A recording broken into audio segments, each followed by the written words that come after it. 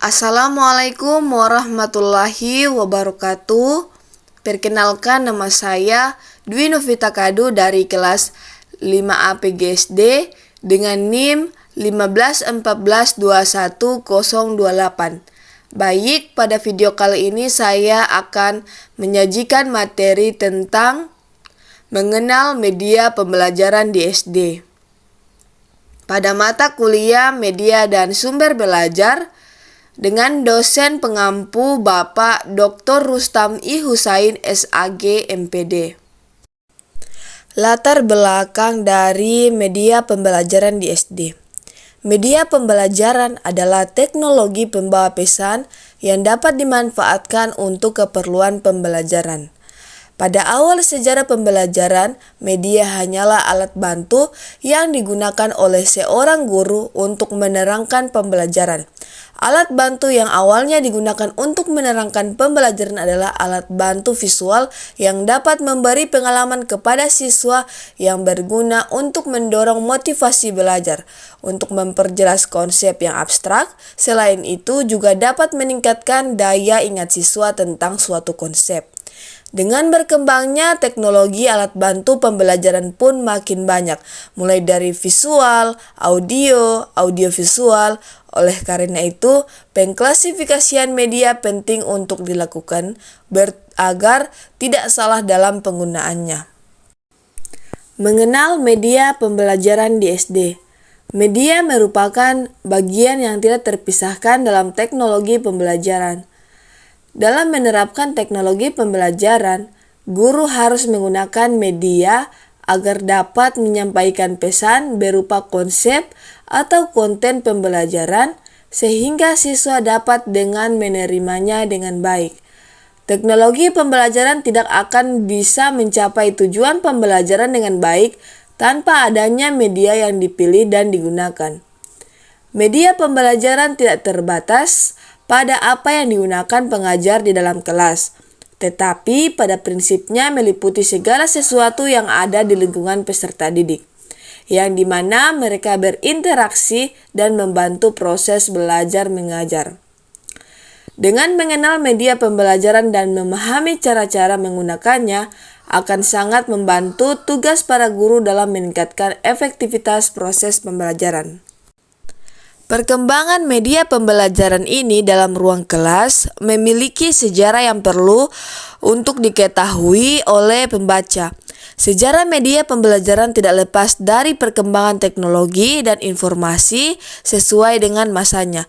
Perlu kita ingat kembali bahwa suatu teori tentang pengalaman belajar dalam konteks media pembelajaran yang dikenal dengan istilah kerucut pengalaman yang disampaikan oleh Edgar Dale, di mana kerucut pengalaman ini mengklasifikasikan pengalaman belajar menggunakan berbagai media ke dalam 11 tingkatan.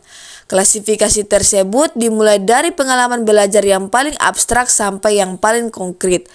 Guru dan pengembang media yang banyak menganut pendapat Dale ini dalam pemilihan dan perancangan media pembelajaran untuk menentukan jenis media yang sesuai berdasarkan karakteristik media beserta media yang dipergunakan. Sumber informasi untuk pembelajaran juga mengalami perubahan ke arah yang lebih baik. Dalam sejarah tercatat bahwa media pembelajaran yang pertama kali dipergunakan yaitu berupa media buku bergambar. Media tersebut disusun oleh Johann Amos Comenius dan mulai disebarkan pada tahun 1658. Buku bergambar tersebut ditujukan bagi anak sekolah dengan judul buku Orbis Sensalium Pictus.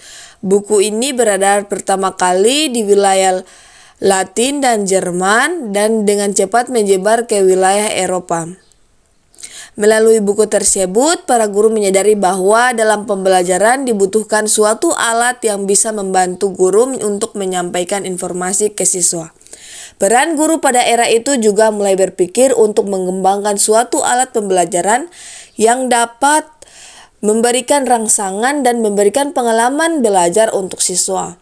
Alat pembelajaran yang dirancang juga perlu memperhatikan agar dapat dimanfaatkan sebagai sumber informasi yang dapat diakses melalui indera, terutama indera penglihatan dan indera pendengaran.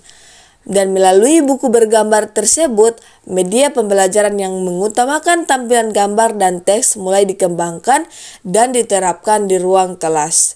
Dalam hal ini, selanjutnya dikenal dengan istilah media pembelajaran visual. Perkembangan media pembelajaran di abad 21 mengalami pertumbuhan yang sangat pesat. Salah satu upaya untuk menginternalisasikan tuntutan abad 21 ini ialah penggunaan internet, komputer and teknologi atau ICT dalam proses pembelajaran. Sebagaimana ICT dapat membantu guru dalam mendesain pembelajaran berbasis online. Zaman sekarang semua serba alat bantu berupa teknologi. Salah satunya di bidang pendidikan. Untuk itu guru harus memahami teknologi maupun cara mengaplikasikannya. Apalagi saat ini siswa sekolah. Secara etimologi, media berasal dari bahasanya alat, sedangkan secara terminologi ialah menyajikan suatu informasi ilmiah yang dapat membuat seseorang paham dengan mudah. Adapun pernyataan Hamalik bahwa media pembelajaran digunakan dalam rangka komunikasi dalam pengajaran antar guru dan peserta didik.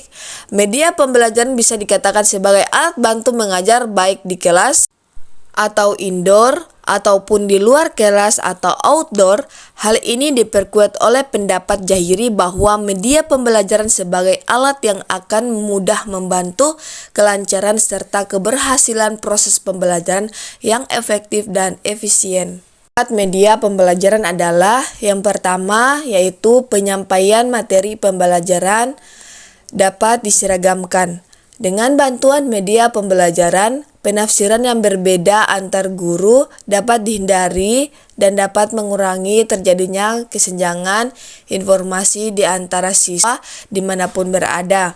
Yang kedua, proses pembelajaran menjadi lebih jelas dan menarik, di mana media dapat menampilkan informasi melalui suara, gambar, gerakan, dan warna, baik secara alami maupun manipulasi, sehingga membantu guru untuk menciptakan suasana belajar lebih hidup, tidak monoton, dan tidak membosankan.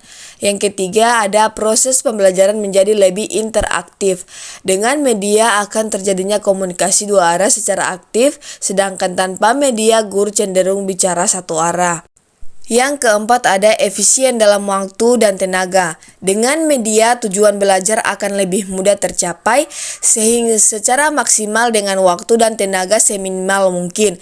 Guru tidak harus menjelaskan materi ajaran secara berulang-ulang, sebab dengan sekali sajian menggunakan media, siswa akan lebih mudah memahami pembelajaran. Yang kelima, meningkatkan kualitas hasil belajar siswa. Media pembelajaran dapat membantu siswa menyerap materi belajar lebih mendalam dan utuh.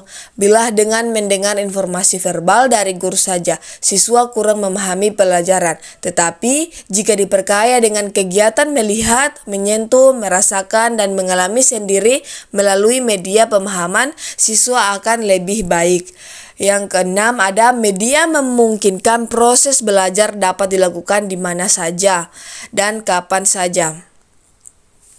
Media pembelajaran dapat dirangsang sedemikian rupa sehingga siswa dapat melakukan kegiatan belajar dengan lebih leluasa dimanapun dan kapanpun tanpa tergantung pada seseorang guru.